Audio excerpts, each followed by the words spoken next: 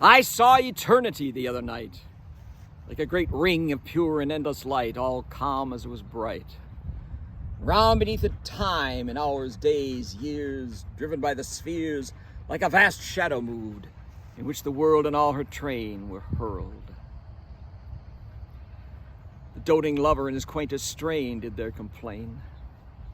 Near him his lute, his fancies and his flights, wits sour delights, with gloves and knots, the silly snare of pleasure, yet his dear treasure all scattered lay.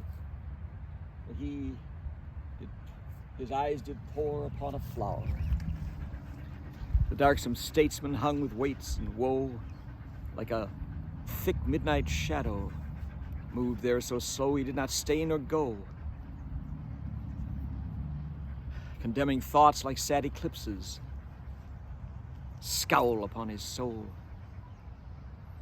while crowds of crying witnesses without pursued him with one shout, yet delved the mole, unless his ways be found, worked underground, where he did clutch his prey, yet one did see that policy.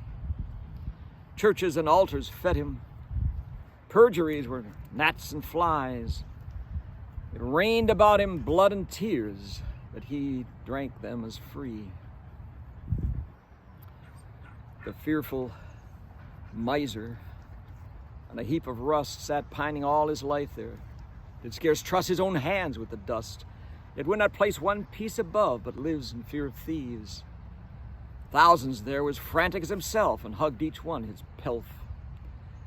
The downright epicure placed heaven in sense and scorned pretense, while others slipped into a wide excess, said little less. The weaker sort slight trivial wares and slave who think them brave, while poor despised truth sits counting by their victory. Yet some who all this while did weep and sing and weep soared up into the ring, but most would take no wing. "Oh, fools," said I, "thus to prefer dark night before true light, to live in grots and caves and hate the day because it shows the way that from this dead and dark abode leads up to God, a way that where you might tread the sun and be as bright as he." But as I did their madness so discuss, one whispered thus, "This ring the bridegroom did for none provide, but for his bride."